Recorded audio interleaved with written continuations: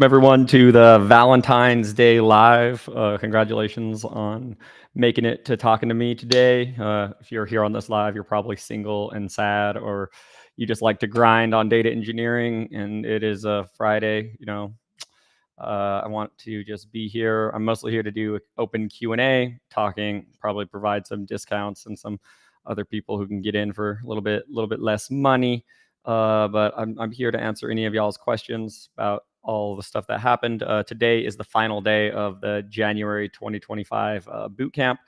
That has been a long journey. It's been a very exciting journey and really awesome. It's really kind of tested my skills to the absolute limit, and I can tell that like I'm getting stronger and better at becoming an educator every day and getting the right people involved. It's been really great. But yeah, I'm here to answer any of y'all's questions about data engineering, data science, machine learning, AI, whatever the hell you want to talk about. I'm here for y'all. So definitely do what you want to do and ask the questions and ask away, because it should be a pretty good live here. I should be here for about an hour. But anyways, so the January bootcamp was really great. We covered all sorts of things like Iceberg. We covered like a whole week on Iceberg and like how to build compact data sets with Iceberg and how to partition data sets and how to do all sorts of really cool stuff with Iceberg. That was really awesome.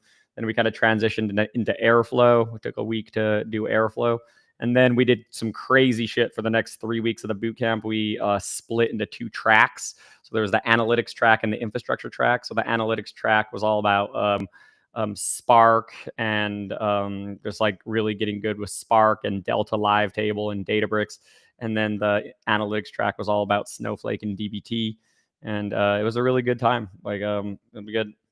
Then when will the next paid bootcamp be? April. I should be opening. I'll be opening up sales for this fairly soon.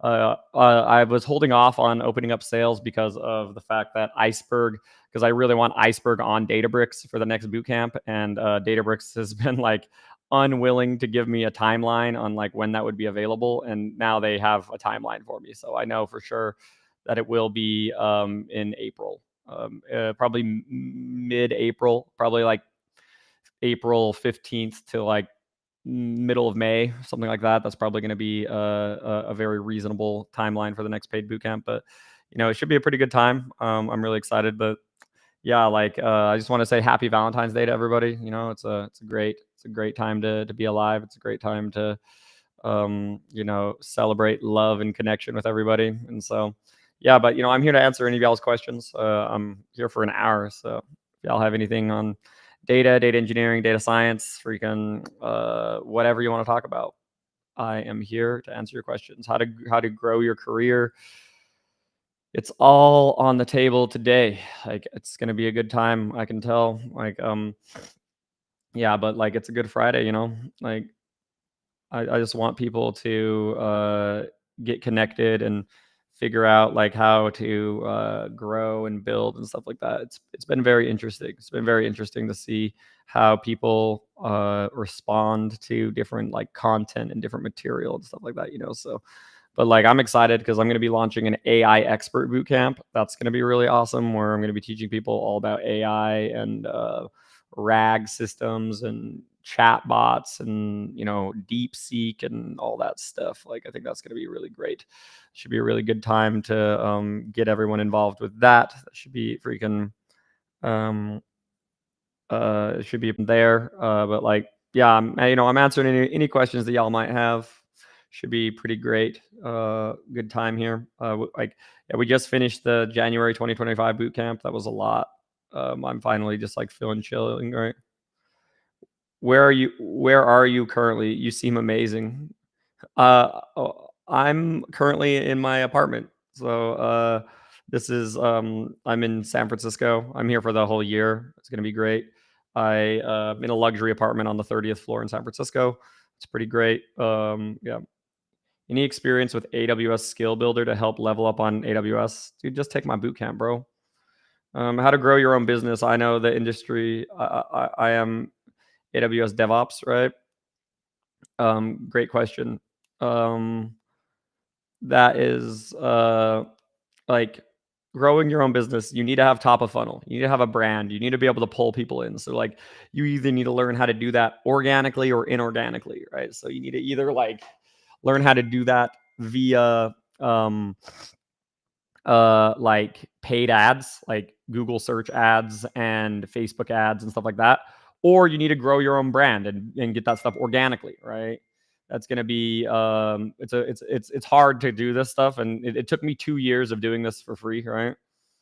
Like that'd be great. But like you want to be able to have that top of funnel, and then you want to go to the middle of funnel. Like for me, that's newsletter. I have like my data engineer blog newsletter. That's middle of funnel, and then then people convert from middle of funnel, and they actually like will buy your product. So that's generally you want to be thinking about this in terms of funnels and how to build your brand. And like you have to give away tons and tons and tons and tons and tons of value before people will buy from you, right? You have to build that trust, right? And so I built that trust by giving away free value for 2.5 years. Showed up late to the bootcamp, but found value quickly. Much appreciated. Do you anticipate launching more practice problems on your website in the future? The SQL problems were a blast to go through. 100%. We are trying to do that. Like I want to make really hard ones as well, like ones that require you to like actually like do really intense SQL to solve the problem. I want to like have more problems like that. Definitely, I'm trying to make more of like a leak code like experience there for sure. If you guys are interested in that, it's totally free. Dataexpert.io/questions. You can do like there's like 50 leak code problems there that you can do that can get you better at SQL. How do you say Databricks is better than AWS Glue notebooks? You seem obsessed with Databricks. Could we technically learn the same using Glue? I have all the same content on Glue and Databricks, right? I have both, right? So part of it is like Databricks is great. The UX is going to be better on Databricks. It honestly is. Like if you go and launch a Spark job and you want to look at the Spark UI and you want to look at all the metrics and all the performance stuff, like it is so much easier to do that on freaking Databricks than it is on Glue. But yeah, you can do everything on either, right? But Databricks is the creator of Spark. So if you're working with Spark, right, you're going to have the best experience working on Databricks. But with that being said, that doesn't mean that you have to use Databricks. I only recently used Databricks. This last bootcamp was Databricks. Like before that, the first 4 bootcamps I did was all Glue and Airflow and all that stuff. So I have a ton of content. If you want to join the bootcamp or join the academy, you can learn all of this stuff with Glue. Like that's literally what I taught for a long time, right? So that's definitely something to be thinking about, right?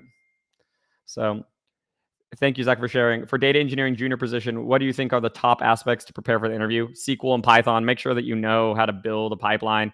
Make sure that you know about data quality and data modeling and how to like test data and test the assumptions of your data and like all that kind of stuff. Like if you're not like, that's the main thing that you got to know is like, are you technically sound to actually like build a pipeline? That's going to be the most important thing for junior engineering positions. Really appreciate it. But you always issued that a business does need a good accountant, a bookkeeper, and a tax preparer. Yeah, I have a good accountant. My accountant is doing great. Any free data camps like data engineering in future? So I'm teaching the Zoom camp streaming session. So in like 3 weeks, I will be doing a free 2-hour course on Flink and Kafka.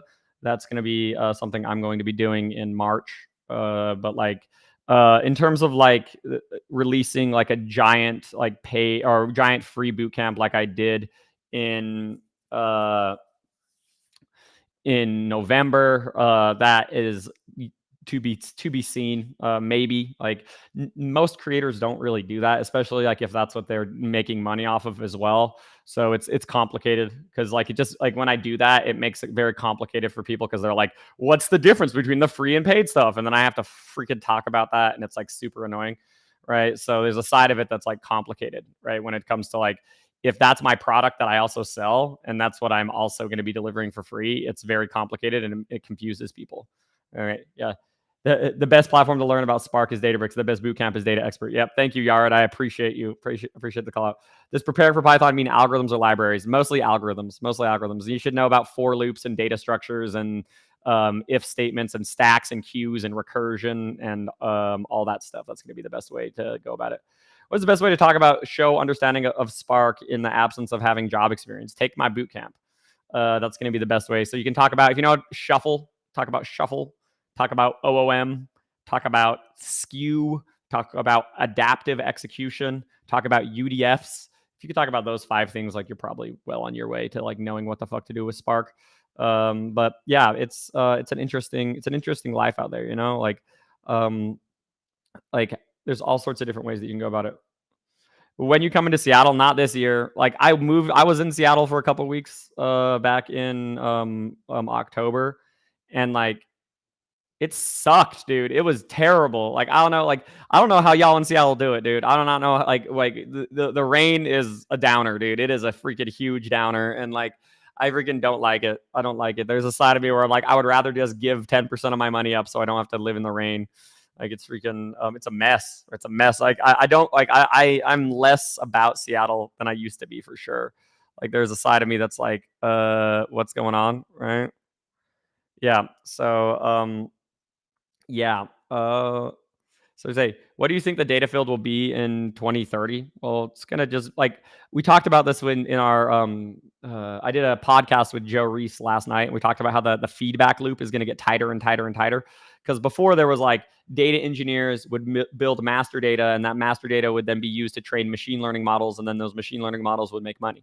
That was like the way to work on it. But like in the future, it's going to be data engineers are going to use machine learning models to extract data out of unstructured data, like for example, generating transcripts from video and generating transcripts from audio, generating object detection from video, different things like that is going to be a part of the data pipeline. So machine learning is going to be sucked forward because we need to be able to get structured information or semi-structured information outside of unstructured information. So then we can do machine learning on it. And then that will be pumped into like RAG systems. Like if you've ever heard of like retrieval augmented generation, we'll be doing a lot of that stuff. And so like an AI is going to make it so that data engineering is even more valuable because it will allow more and more decisions to be made on the data that you create. So like it's one of those things where like I know a lot of people are like, oh no, AI is going to make data engineers obsolete. I actually think of it as the other way around. That AI is going to make data engineers even more in demand. So it's complicated because you have this whole thing of like for those entry level and mid level roles, like AI is going to eat a lot of those roles. And so that's going to make it like, I think that there's like a soul searching moment that the data field is going to have because there's this whole idea of like, well, if we let AI take all the junior and mid level positions, like the senior engineers will die. We will die at some point. Like the people who are already senior will die, right? And then where are the new seniors? Where are the new people who are supposed to enter the field? And I think that's where we're going to have a soul searching moment about like what does a career growth look like and how do we get junior engineers involved earlier and getting them up to speed. And I think a part of that is like junior engineers will just need to know how to apply AI from day one. And if you can apply AI from day one as a junior engineer, you will be able to grow your career much faster. Is it better to provide value to the private sector or public sector? Private sector all day. I don't know. Like public sector is just always going to constrain you. It's going to be like there's so much red tape in the public sector. I don't know. That's my perspective, but everyone has their own opinion on that stuff. Sir, how to get work when you have lots of knowledge? Build a brand, share more knowledge, share your knowledge for free, post on LinkedIn, share, just give away your knowledge. Like if you have a lot of knowledge, then give it away and learn how to write and learn how to communicate. Because just because you have a lot of knowledge, that doesn't mean that you deserve a job, right? Because you only really deserve a job if you freaking have good communication skills. Because if you have a lot of knowledge that you can't share, guess what? That's not that valuable. That's one of the reasons why people respect me, right? Is that I have a lot of knowledge, but I can communicate it and teach you guys in a way that you actually can understand and you can pick it up. You can actually like get into it, right? And actually like build from it, right? And I'm not just trying to use fancy words to make you guys feel confused. I actually care about you guys understanding the material. And that's one of the things that separates good teachers from great teachers is that like good teachers have a lot of knowledge. Great teachers actually know how to communicate.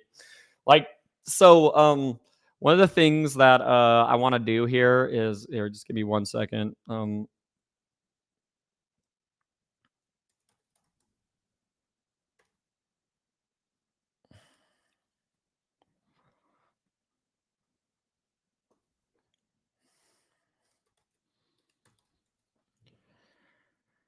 Okay, cool. So I just created a coupon code that y'all can use. So if you use the code, finished at checkout on dataexpert.io, the first 5 people to use the code finished on dataexpert.io, they will get 50% off. You can use this for either the subscription product or you can use it for the YouTube Bootcamp. whatever you want to use it for, you can get 50% off right now.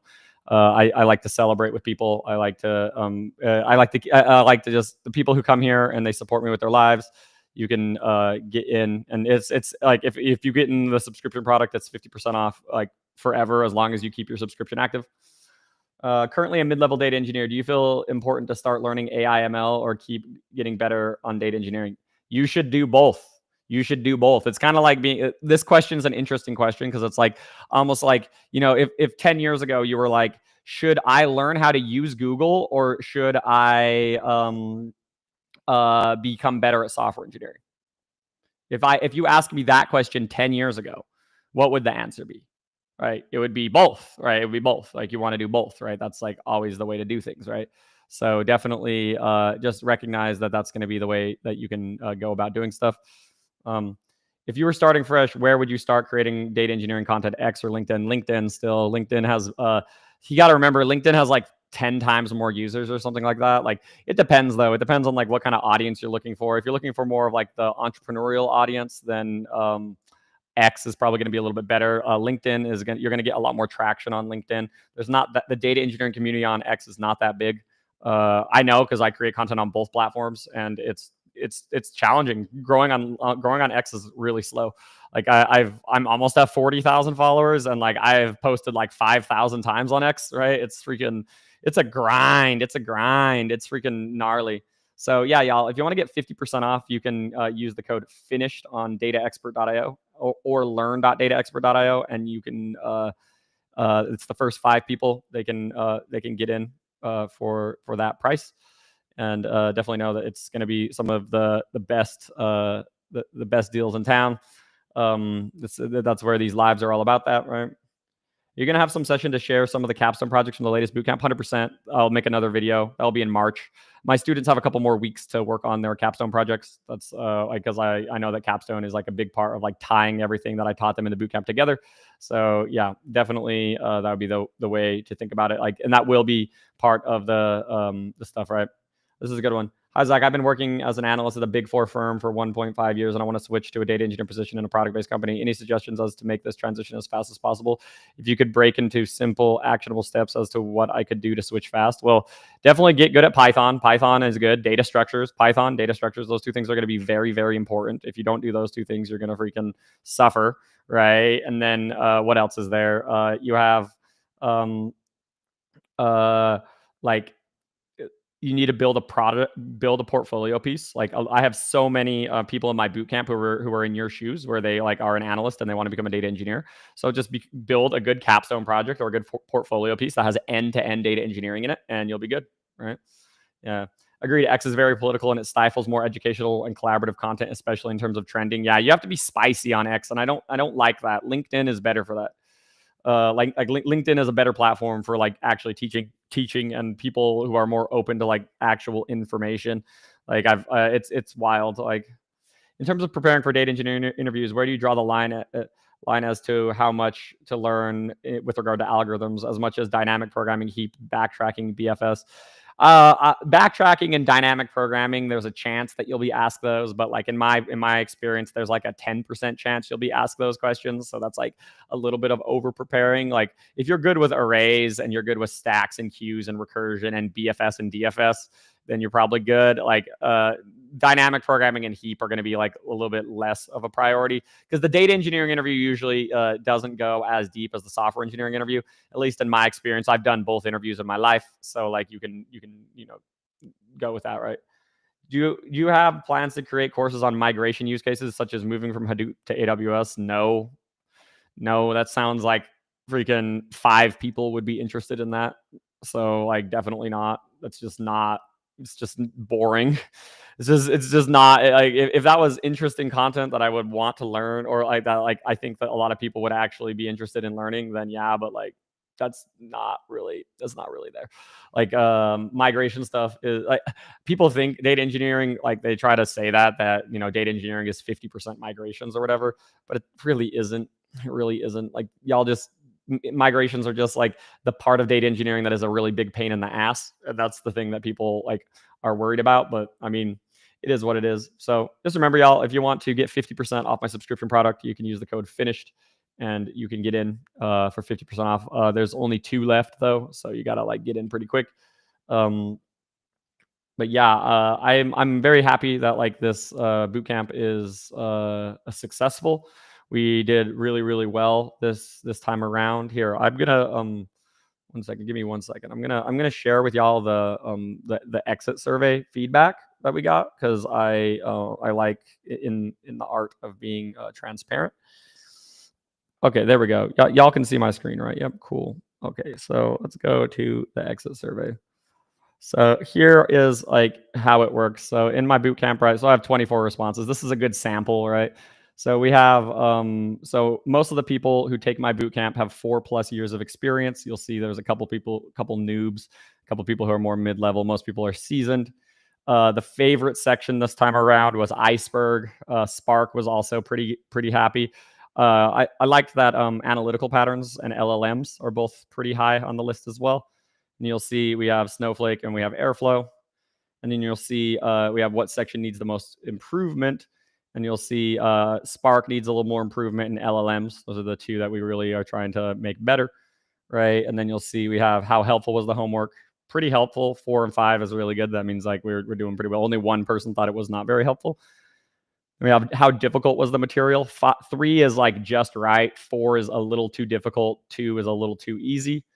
See how helpful was Zach's Q&As. It's pretty good. It's like between a 5 and the average is between 5 and 4 there. How would you rate Zach's sessions? These are like my lecture sessions. You'll see like pretty good, probably like 4.5, 4.6, right? Then this is going to be Yared. This is going to be 1 instructor. And we have Bruno. Bruno's like right there. Then we have Lee did 1 session at the end. We have like the career sessions, the speaker series. And so this is one question that I love to ask is like, was the bootcamp worth the money you spent on it? And you'll see we have 24 responses and it's 100% yes. So literally no one who has filled out this survey thought that the bootcamp was not worth it. So, and then we have a bunch of feedback on like how to make the bootcamp better, right? There's some interesting things. The bootcamp was a little bit chaotic this time, just like how it always is. And but yeah, it's freaking it's crazy, right? I want to join the free bootcamp as I can't afford the paid one. May I know if it's still available? It's not. It's not available. Everyone, like, it's gone. All right. It was up for 3 months, and I taught freaking 35,000 data engineers. Right, and that's enough. That's enough. Like, if you want to get in, you can get in for $150 right now. So if you go to learn.dataexpert.io and then you use the code FINISHED. Right? If you use the code FINISHED at learn.dataexpert.io, you can get the YouTube bootcamp for $150. So that would be great. What books, courses do you recommend for system design for data engineers for general knowledge interview? Just learn Alex Zhu's books. Alex Zhu is really great, right? Alex Zhu is like, just if you Google Alex Zhu, just Google this guy and system design. Just learn like the software engineering stuff is that, right?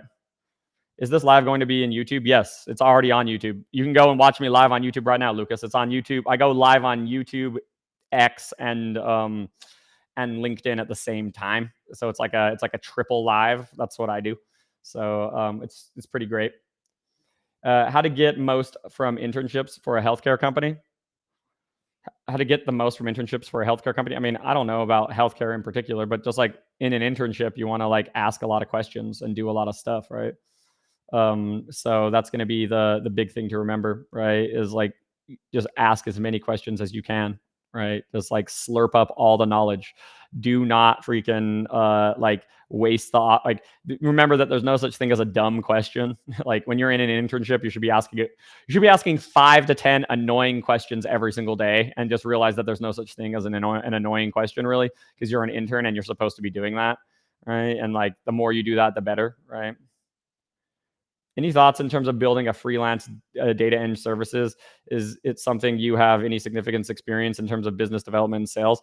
I could do that and make millions and millions and millions of dollars, but I just like it just sounds so boring to me. It sounds so boring where it's like I talk with these guys and I'm like, hey, how's it going, right? And then it's just like, oh, what data engineering services do you need? And then like, I left Airbnb for a reason, right? It's like I'm not just gonna go back and like freaking do like a bunch of freaking pipelining work again. Like obviously I could like hire other data engineers and then I could win the contracts and do other things like that. That would be great, right? Hi Zach, what's a good source for algos like the Merkle algo you showed earlier in this boot camp? But the Merkle algo, um, what was that? That was like the hash, right? I think that's like the hashing algorithm. I don't know, man. I would say Google it. Could you suggest some resources for data governance? Nope. Like, yeah, it sounds boring. Thank you, Kelvin G. It's like imagine you were like, I'm 8 years old and I'm dreaming about what my dream job is, and my dream job is I want to manage stakeholders and be a consultant. Yay! Doesn't that sound like you're just throwing your life away? Right? I don't know. There's a side of it that's just like freaking. What is the joy in that? There doesn't freaking did that right. What did your interview experience with Netflix look like? And someone trying to work there, what would you suggest they do? Read the entire interview deck. Read their culture deck. They're going to ask you every single damn question about the culture 5,000 million trillion bajillion times. You're just going to freaking have all of that all day long. Make sure you know about freedom and responsibility. The actual interview experience is very open. Hiring managers can ask you literally whatever the hell you want, or they want. Like it's not like like at Facebook and other companies, the interview experience is very standardized, whereas at Netflix it is not. So like my experience in interviewing at Netflix doesn't really matter, like in terms of like how it's going to impact your experience. I would say make sure you know Spark, because a lot of data engineering interviews are going to be covering Spark, obviously. You're going to be asked questions about architecture. You're going to be asked questions about all that kind of stuff, right? How deep do you go into Spark in your academy? Very deep, like as deep as you want, right? Freaking super, super deep. I promise. I talk all about like how to manage, petabytes of data with Spark. I talk about shuffle. I talk about freaking UDFs and optimizations and query plans and join types. And yeah, it's a lot. Like freaking, I've recorded like freaking like 30, 40 hours on Spark now. So it's like I have a freaking good experience with it. So just letting y'all know that there's a lot that can happen in this world. Do you get any? Did you get any leads on preventing accidental main branch pushes on your repo? Yeah, the solution here is a GitHub action that reverts it, because you can do a GitHub action that reverts a push that was directly to main that didn't come from a pull request, and that is the solution. It works. It's not great, but it works. It will keep the code base cleaner that way, where like it will essentially undo any direct pushes to main, where the main push will still happen, but it just immediately gets undone. And so that's going to be the best way to solve the problem for me, so without having to pay GitHub freaking thousands and thousands of dollars a month, right? Because I'm not going to do that. They offered me $4 a month, and I'm like, I'm not paying you guys $8,000 a month for GitHub. Sorry, that's still way too high, right? As a data engineer, how much should I be involved in CI/CD tasks? Yes, you should. A lot, right? A lot. Is DataCamp the same kind of product as yours? No, DataCamp is for like beginners. DataCamp is going to be for people who like don't know shit, right? For sure. DataCamp is going to be for people who like, DataCamp is targeted at people who don't know anything, right? My bootcamp, if you don't know anything, my bootcamp is going to freaking blow your mind, and it's not going to work, right? It's going to go all over your head, and it's not going to land. So yeah, you could do DataCamp to get better and more exciting, and more ready for my material. But yeah, they're not similar at all. Like it's freaking very different, right? And DataCamp is more like just self-paced materials, whereas my stuff is mostly live boot camps, right? What do you think of data governance? I recently joined a team working on data governance and helping them on tech side while with pulling metadata. I want to get better at data governance. Yeah, data governance is great. Like thinking about like PII and privacy and retention policies and all that stuff is super important. It's super important. It's also very boring. I don't know. For me, like I find data governance to be extraordinarily boring, and it's not something I'm ever really going to teach, right? Because I just don't give a shit about it. But it is important, right? And it's just like it's one of those things where it's like it's hard to know, and that's like where you need to go to other people to learn this stuff. It's not me. It's going to be other people who are going to give you that, right? If you wanted to be an exclusively remote data engineer, had very few constraints on your expectations otherwise, what would you recommend? Build a brand on LinkedIn, interview, get on Upwork, try to do contracting, right? It's like there's going to be a lot of contracting data engineer roles that are going to probably give you that, like what you're looking for.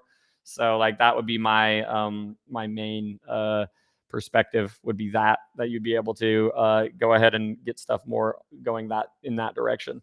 So that would be my big thing, right? Is pandas worth learning? What's the point if you have Spark? That's a good question. Pandas is going to be good for analytics, like especially like if you're trying to do any local data analysis. Pandas is still going to be better. Working with Spark locally is a super gigantic pain in the ass. So like, I mean, I agree. For data engineering, you don't use pandas for data engineering. If you're a data analyst, you might want to use it, right? It's good. It's Valentine's Day. Get a life, bro. Yeah, I know. Sorry, but I think $200 or even $125 a month is too much. Maybe I'm wrong. Well, then you don't want to invest in learning this stuff. I'm teaching you skills that are going to get you tens of thousands of dollars more money a year. So like if you can't put in $100, then you don't deserve my stuff. Sorry. Like um would would finish be would finish be good review for someone that's already been through the boot camp but is now software engineering? I never got to build a great capstone, and I'm wondering about how to take my data engineering skills infrastructure to the next level. Yeah, I mean, you so there is a lot of like the finish the YouTube boot camp. There is a lot of if you've already gone through like my paid boot camp, then it might not be a good fit. There's going to be things that are going to be kind of a review. I mean, you could learn, you could definitely learn, but like it's gonna, and there will be things in there that are gonna be review though. So like I would say that like 50-50 on that, right? About like whether or not if you've already done the paid stuff. Given the current job market, what are the best interview strategies for data engineers with around 4 years of experience aiming for big tech? Why does interview strategies matter? Like, like people, I don't know, man. Like, be good at data structures, be good at algorithms, no data modeling, no Spark, no architecture, and don't be a dumbass in the freaking behavioral round and just like show that you're valuable in the behavioral round. The thing that I can't answer this question is like, it's freaking okay. So you have 4 years of experience. You're probably aiming for a senior role in big tech, which is a lot harder to get. So you need to be able to show like, hey, in my behavioral round, I'm a leader. I'm not just a coder. I'm not just someone who's implementing pipelines, but I also lead teams and I lead people and I, make design decisions myself and all that kind of stuff. Like you have to be able to show that like you're hot shit, right? You have to be able to do that. If you're trying to get a senior role in big tech, like, yeah, it's hard to get those roles. Those roles are freaking competitive as hell. And so like you want to be careful like with that stuff. Any insights on navigating challenges, standing out in the competitive pool? I mean, just make sure that you have so in the competitive pool, just make sure that you are actually like having a good resume and having like doing freaking cold outreach and talking to people on LinkedIn and trying to talk to hiring managers directly. Because if you can get in front of the hiring manager directly, you're going to have a much higher chance of getting the role than like if you have to go through like the sourcer and then the recruiter and then the hiring manager and you have to like go through like all of the damn steps, right? So like if you can get to the hiring manager directly, you're going to have a much better chance. And that's where like interviewing is going to like, that's where networking is. There's an art to it. There's an art to networking that like allows you to do that kind of stuff. I failed behavioral rounds too many times already. I also failed at BMW for data engineer role. Like, well, you're gonna find a new role soon. I promise. Is your camp good for beginners? No. Hey, Zach, as a highly experienced front-end engineer, what do you think the best path forward is to become well-versed on the back end? Like, just you probably know React and you probably know like JavaScript and stuff like that. Like, so if you can pick up like Next.js or Express.js or, like Node, just like learn Node next and learn about like REST fundamentals, REST and GraphQL. Like those are going to be the big things that you need to pick up next after you know front end. And then from there, like just get really good at async await, right? If you know asynchronous programming is going to be the next very important thing to pick up after that. And then after that, you're going to want to learn about like how databases connect, right? If you've worked with like database connection pooling and like things like that, that's going to be the next thing. And then you want to learn about asynchronous jobs like cron jobs. That's where you kind of get more into the data engineering space where you have like these daily jobs that are processing data. And then that's going to give you another thing. And then you have like logging, right, where you can push data like from the back end into like a queue, like Kafka, something like that. That's going to be the other big things. I don't know, like that's going to be the big list of stuff that I would say that you would want to do that. Like obviously, like I love building projects. I'm all about building end-to-end projects. If you're a front-end engineer, just go and try to build something from the ground up, all right, and just see how far you can get. And then like honestly, like you will get there, right? So remember, y'all, like I'm doing a promotion right now. If you use code FINISHED at checkout, you can get 50% off on dataexpert.io. There's like 1 or 2 left now where it's almost done. I just want to make this live worth it to me, you know?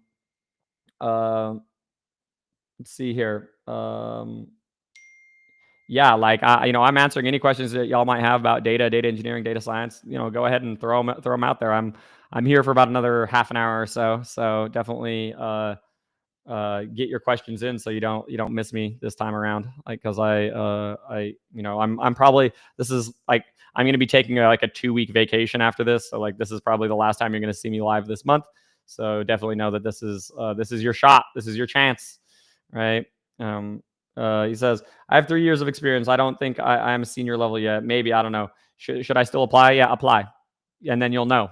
You'll know if you're senior if you apply, right? That's freaking, that's going to be the best way. The best way to know is let the market tell you, right? And if the market tells you no, then you know. I did the same thing. I didn't think I was staff when I applied to the Airbnb role, right? Like, because staff, like most of the time for staff roles, they ask for 10 years of experience. And I had 6 when I applied to the staff role, and I got it. And they were asking for 10, and I had 6. So like, it really depends, right? It really depends on like how powerful you think you're going to be in the interview and how good of an impression you think you're going to make in the interview. And so if you do that, like you'll be very, very excited, and you'll be able to like, obviously like you need to grow into that role. Like you'll need to grow into it, which is important, an important part of the process, right? And that's something that you're going to want to be thinking about, right?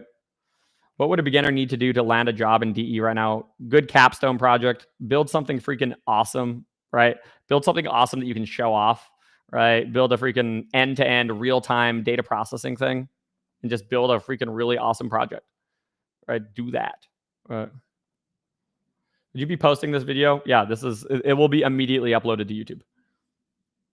So apply it anyways. Good strategy. Yeah, because it's like applying to a job, you got to think about it. It's all upside, right? Because it's like the worst they can say is no, right?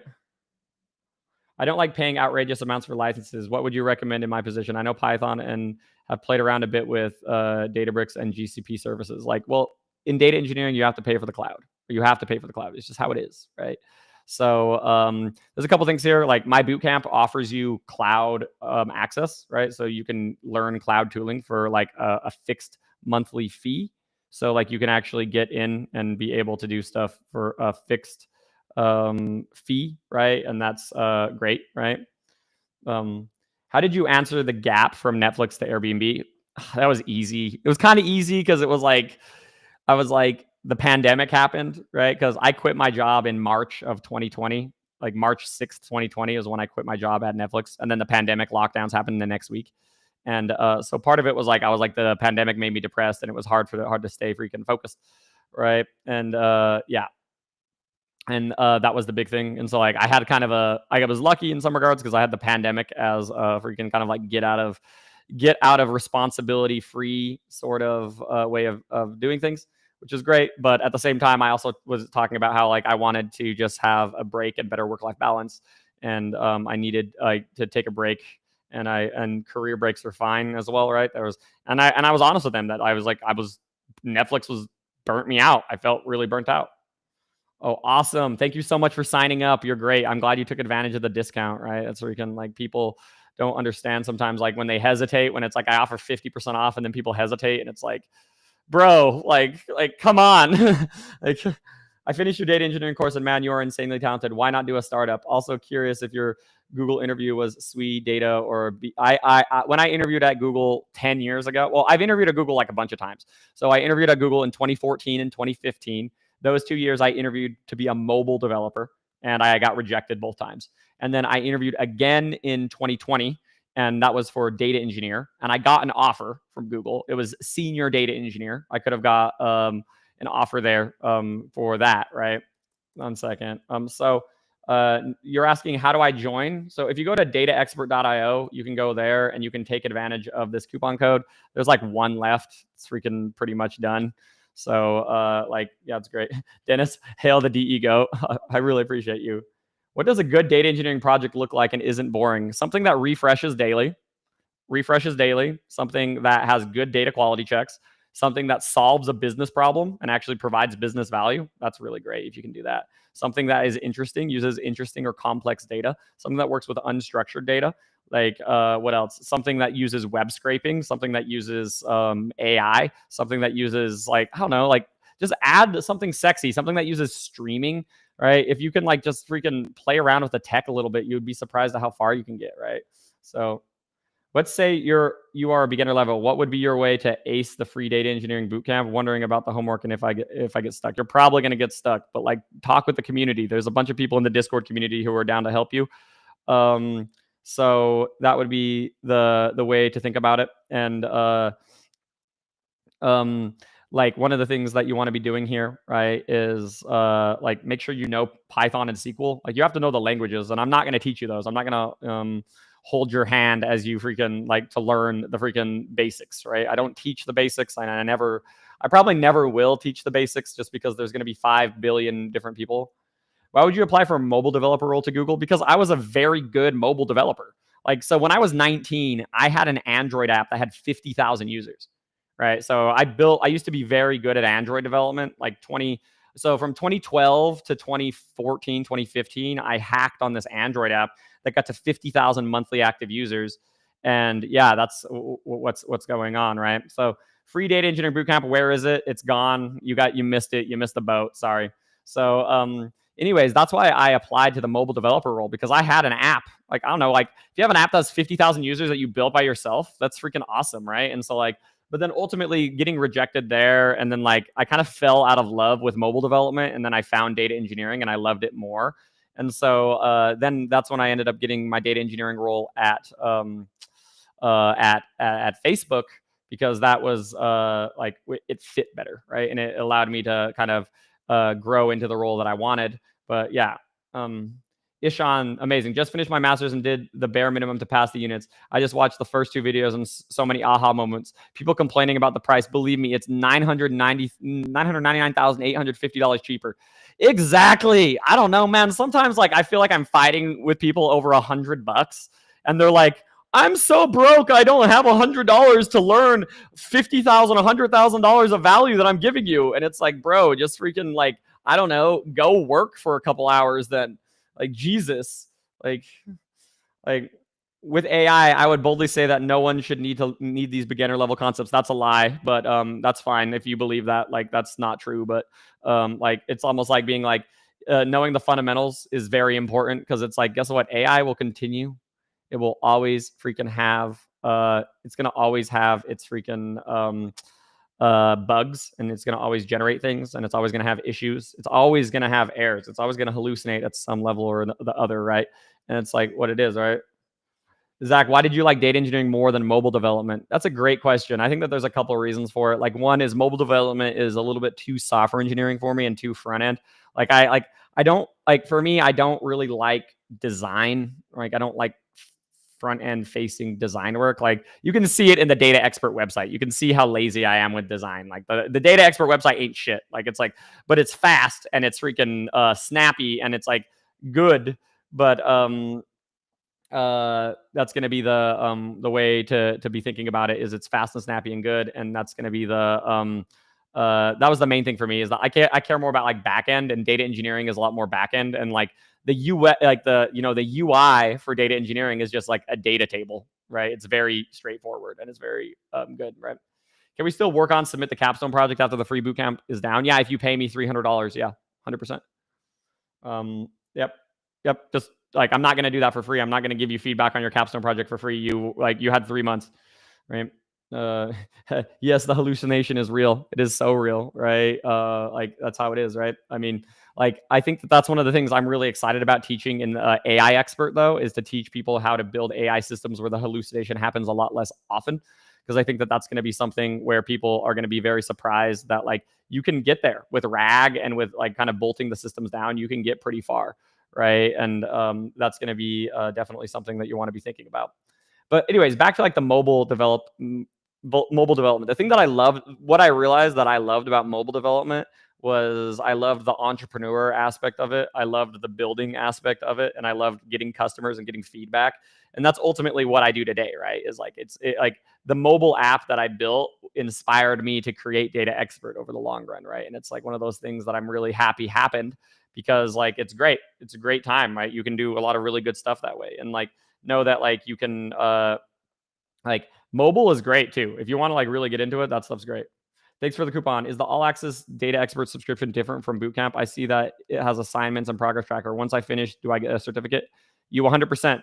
You 100% get a certificate, and there's a lot of assignments. There's a lot of stuff to do, for sure. I'm still kind of. I need to tweak it a little bit. There's like because the subscription has so much, and it really needs like a couple different certificates because there's like hundreds of hours of content that you can go through. So like I don't want it to be like you have to go through everything to get certified because it's kind of like a lot, right? Do you think junior level will disappear 1 year from now? Like, I mean, no, like mostly because of it's the existential threat, right? The existential threat of like, if junior engineers go away, then the senior engineers will die, right? Right? And that's going to be the thing, right? And current senior will be the new junior level. I don't believe this. I don't believe this at all. Like I don't like I like this is a lot of fear and doubt about things. Like we're going to learn how to train our juniors in a better way. Juniors that know how to apply AI are going to stick around. Any hot takes for the future of data engineering or data platform landscape? Data mesh is going to make it so the data engineer title kind of goes away because data mesh is going to allow domain experts to freaking kind of work with it. So there's going to be a fight for data engineers, right? Because you have two sides, right? You have the domain experts who want to get good at data, and then you have the data experts that want to get good at domain, and they're going to fight. They're going to fight over who actually gets the job, and it's going to be an interesting battle because data mesh is going to cause both sides to do that, right? And so definitely that's a thing to think about. What are some oversights people are currently making with RAG? It has been fairly controversial due to lack of reliability. Yeah, RAG is not super reliable. I think that some of it is like they're indexing data that is like they're not chunking their data right, and a lot of the best practices with RAG were back when the context windows were a lot smaller because there was like the whole idea, when GPT 3.5 came out, the context window was really small. But now GPT 4.0 and all the later models that you can literally give them like an entire book and it will just like crunch it, right? So like the context windows are a lot bigger. So now with RAG, you can bring in a lot more of the content so that you can actually index the vectors a lot better, which is really great. But it is there's still hallucinations, and there's always going to be this whole thing of relevance. And this is one of the things that my good friend Lee Yin, she's working on like evaluation criteria, because what RAG really needs is it needs CI/CD. It needs like a way to check that it's performant, right? And so it needs its own like health checks. And that's evaluation criteria and health checks are going to be the future of RAG, so that like as you're ingesting more data and you're indexing more and more data into your vector database, that you're not causing the AI to perform to be less performant. And that's where there's going to be a couple very important like performance use cases that you want. And these aren't going to be unit tests. These are going to be very much integration and end-to-end tests, right? So let's see here. Do you recommend AWS, GCP, or Azure for DE? It depends on where you live. It really depends on where you live. If you're in America, AWS. If you're in Europe, Azure. If you want to be a fancy pants, GCP, right?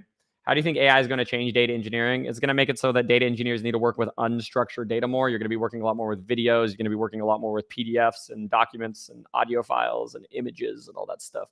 And there's going to be this whole thing of like, you have data, or you have machine learning models that are injected into the data engineering pipeline that allows you to make sense of unstructured data in a way that is good, right? I think we'll have a generalist SWE who manages AI agents in the future to produce a lot. What do you think, Zach? Yeah, I mean, like the whole idea of like AI engineer, that title is really just a full stack engineer. It's a full stack engineer who knows how to use ChatGPT, right? So that's literally all it is. And like I would highly recommend like that, right? That's 100% right. So it looks like we still have like we're coming near to the end of the live here. There's still one more coupon here for people, so you can use the code finished to get 50% off. So it's looking like uh yeah, it's coming around. We have like literally there's one left here. Oh, what the hell? We're trying to reload this page. It like literally barfed there. Okay, that's fine. Um, anyways, is there no? Did the comments just disappear? What the hell? Restream fucked up bad there. But anyways, okay, there we go. Do I have a limit date to finish the all access data expert subscription? Well, if you bought a year, you have a year, and if you bought a month, you're going to get charged again in a month, right? If it's $100, like you're going to be charged $100 in a month and $100 again, right? And so you have like that's how you can be on the product as long as you want, but like you're gonna need to pay me on a regular basis, right? That's why buying a year is really the smart thing to do right now, so that you have a year to like work on everything, and then you don't have to feel so stressed about getting done with it and like getting charged over and over and over again. So like that would be my perspective. If you're being a smart person, you would buy a year, but like at the same time, like it is what it is. Everyone has the amount of money that they have. Do you have any advice on dealing with unstructured and probabilistic pipelines when using LLMs? Yeah, there's a couple things. Like evaluation criteria is going to be super important, because like your LLM, like, and you also want to turn the temperature down. So you know how there's like a temperature toggle on your LLM that can be from 0 to 1. You want it to be closer to 0 when you want your pipeline to be more deterministic, which is going to be what you want in terms of like your LLM working. That's definitely what you want, right? But there's going to be yeah, there's a lot there, right? You also want to chunk your videos, right? Because if you're trying to get a transcript out of your video with an LLM, like you usually need to have um, what am I trying to say here? um, you can only really upload like 1 minute of information, right? Oh, Tanya, thanks for the signing up. I really appreciate it. Like I love your support. And then you're saying that do you plan to continue coffee walking in SF after vacations? Yeah, I want to do more coffee walks. It's like it's gonna. I'll have a lot more time and energy to do that, because I'm not delivering a boot camp for the next couple weeks. Like, and so definitely, I'll post on LinkedIn when I have that ready. On the podcast with Sundus, you mentioned that data engineering is sort of dying, in the fact that like it's like there's pressure on it. There's pressure from both sides, right? You have the pressure from the analysts who are trying to become better. I'm trying to say here. Um, like the pressure on the analysts who want to become better and level up, and then you also have pressure on the software engineers to get better at owning the data. Because like a lot of the data engineering problems, if software engineers just logged and modeled their data in production the right way, a lot of data engineering problems just go away. So like if you have like you got to remember that like if you have a bunch of people who are doing that, right, they're actually working and they're kind of going through that kind of process, like and everyone's following the best practices, like you don't need data engineers nearly as much. That's just how it works, right? But the thing is like most freaking people do not do that, right? I know you're a fan of NBA, so thoughts on Mavericks Luka trade? I think it's wild. I think it's wild. I think LeBron is going to get one more ring. I think he's going to get it. He's going to get one more. He's going to sneak in one more ring, and then everyone's going to be like, "Is LeBron the GOAT?" And it's like, dude, like it's crazy. It's so crazy to think that like if LeBron gets a ring when he's like in his 40s, that's like it's freaking crazy. Zach, the NBA pundit. Y'all are freaking hilarious, dude. It's freaking funny stuff. Um, like I love it. I love it. Um, like I can answer probably like 2 or 3 more questions. I'm here for another about 5 minutes. So if y'all have any other thoughts or opinions, I'm all ears. This literally says, oh, that's just like ha ha ha emojis. That's great. But like I don't know. There's a lot that could be happening. I think data engineering still has a long path ahead. Like you just the thing I caution with y'all is getting married to that title, like being like I am a data engineer, because you might not be, right, over the long run. Let's see the view from window. You want to see the view from the window? Okay, let's see here. There you go. It's pretty. Is it like it's hard to focus? It's not like focusing, but that's the view, right? It's pretty good. I like the view. Why on earth do you like living in San Francisco? Because San Francisco is the smartest city in the whole world. Did you know that? Like, did you know that the average person in San Francisco contributes $350,000 a year to the GDP? Right? Where else does the average person contribute $350,000 a year to GDP? There's nowhere. Uh,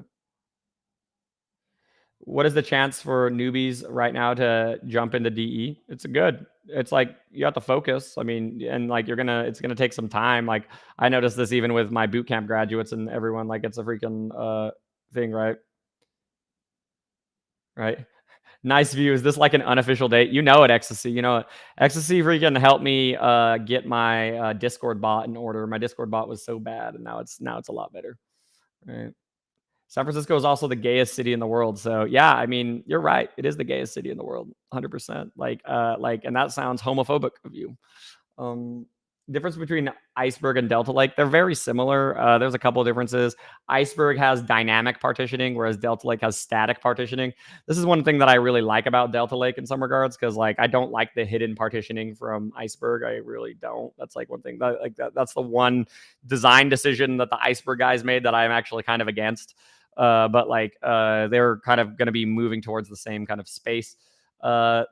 Besides that, they're pretty similar. They both like use Parquet files underneath the hood, right? There's a lot of things, right?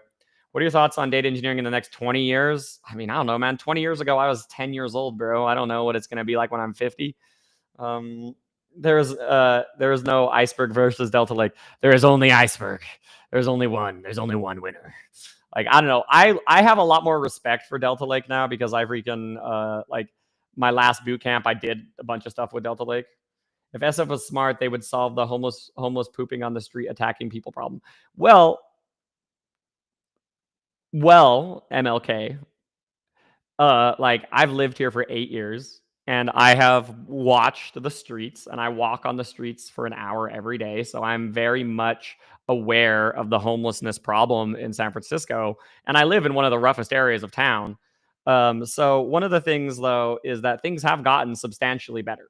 They honestly have. Like I feel like it was like San Francisco was really good in 2018, 2019. 2020 it got a little bit rough. 2021 was really rough. 2022 was even worse.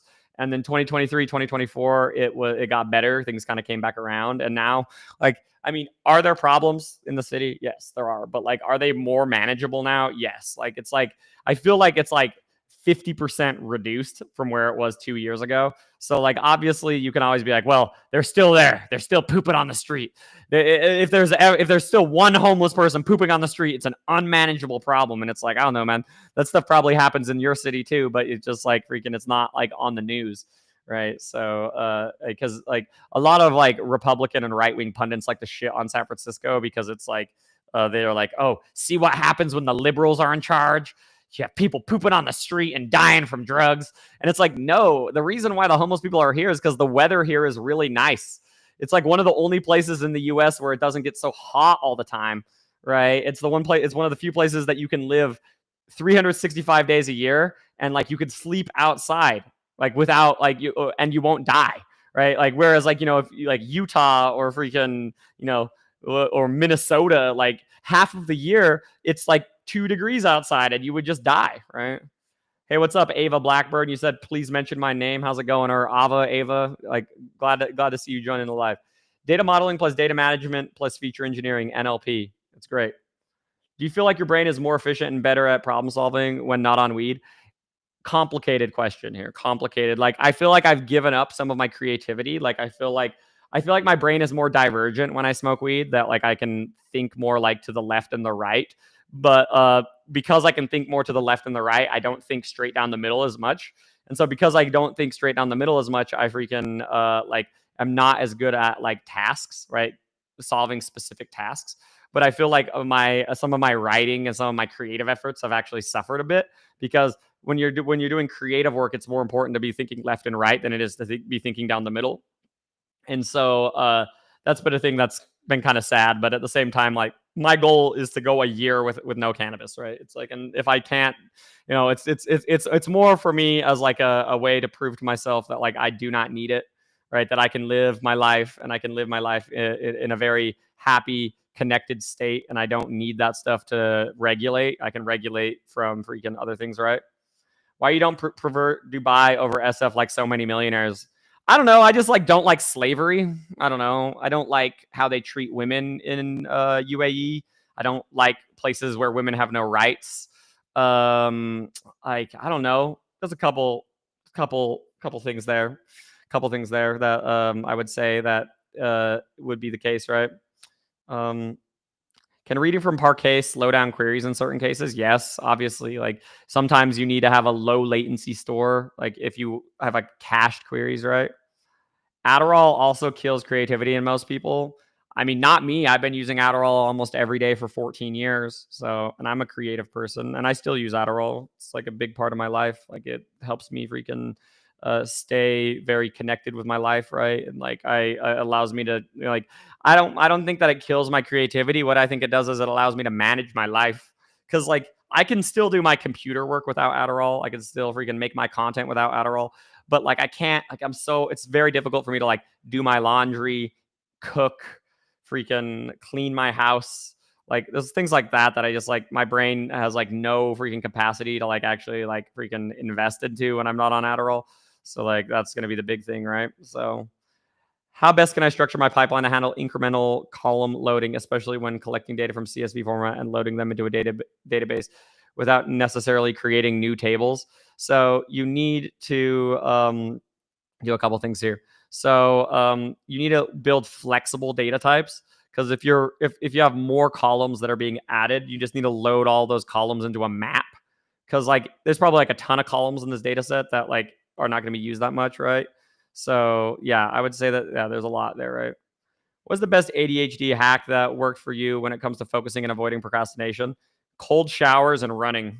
If you like just go and take a cold shower for 2 minutes and you're going to hate it, you're going to hate every minute of it. But then when you're done, you're going to want to do all the things, right? Just do something that you hate every single day and you will find that you will avoid procrastinating a lot better. Because just like you get a lot of dopamine when you do that, when you actually do something that's good for you that you hate, right? Like eating broccoli. That's another one that I would suggest. I hate broccoli, but I eat it because I know it's good for me, right? So like definitely that'd be the thing. Adderall is the limitless drug for Zach. I mean, I don't know if I would consider it limitless drug. I just think of it as like it makes me freaking like I'm gonna like if y'all saw me in October at all, I went off Adderall for all of October and like I was a mess. Like I was just a freaking mess, right? I get really emotional. Like I have a hard time regulating when I'm like not on Adderall, right? It's like freaking yeah. And so like I don't know, that would be good. Let's see here. Zach, you must come to Dubai. Don't you want to be at shopping malls and listening to Allahu Akbar on blast like Romanian top G Andrew Tate? I don't even know what to say to that. I have no idea what to even say to that. Now you're an entrepreneur and know how it is. If you travel back in the past, would you pursue the same path? Probably.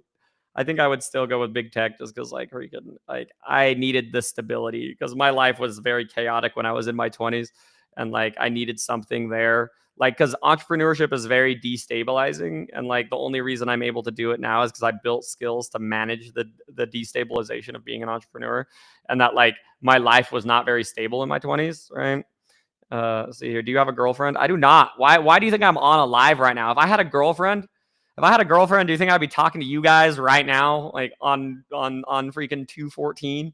You think that's like? Do you think that's like the? You think that's what I would be doing if I had a girlfriend? Like, nah, dude, I'm freaking lonely. I'm dying over here, straight up dying. All right.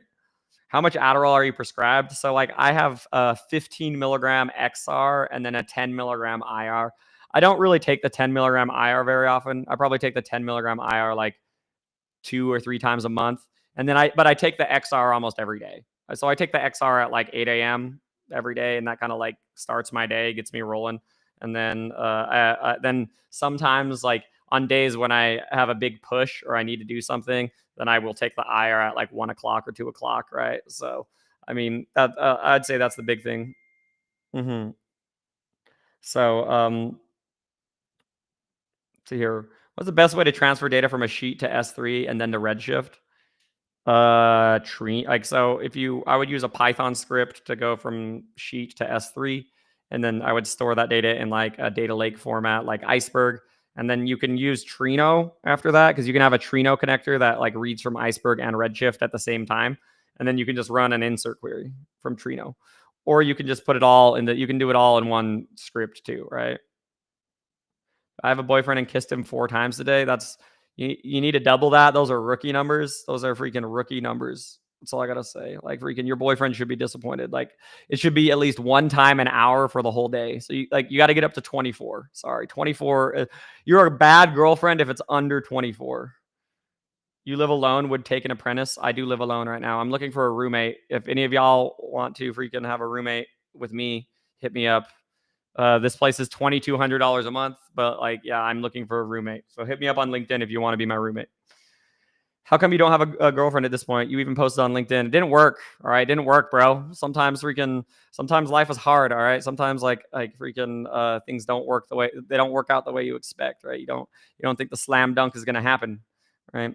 I like the way you communicate. I'm trying to break into data analytics right now, but if I try to pivot to data engineering, I'll definitely look into your product. Yeah, I mean that's a good strategy. If you go like data analyst to data engineer, then you'll be making fat sacks of money and you'll be doing great, right? So like definitely should be a really good time. Like, I'm gonna take like one or two more questions here, and then I will be out, and I'll go and just be vibing, right? I do think you'll need to leave the Bay Area to get a proper love life. Other than that, San Fran is a great spot for tech entrepreneurs. Yeah, I figured I came back to San Francisco because I wanted one more year to grind, and I know that um, like if I'm here, there's just like the amount of women is like sad, right? And it's like it kind of freaking like uh um like it makes it so you don't even want to try, right? So that you just stay focused on working, right? And then it's just great, right? I'm open to be your apprentice and cook food in your apartment if you wish to take and guide in this path, dude. That'd be wild. Just like cook all my food and then we just grind it. That's like a big problem for me, right? Like freaking I just don't eat food. That's why I'm so skinny. I just freaking don't eat food. I just forget to eat all the time. So yeah, I need someone to cook me food. I just need to freaking like find a partner, find a good roommate, just find someone to just do things. Have you tried Zim? I had no idea what Zin is. Never freaking heard of it. No. So, um, yeah. Anyways, y'all, um, I appreciate you for coming in today. How old were you when you had your first kiss? I was 14. 14. I don't know. Yeah. That's a great question. But anyways, y'all, happy Valentine's Day. If you guys want to make me happy, there is still one left here. If you want to use the code finished at checkout, you can get 50% off. There's only one left though. So whoever wants to get it can get it. And then we'll go from there. But thank you, everyone. I appreciate each and every one of you. You guys are the best. Happy Valentine's Day.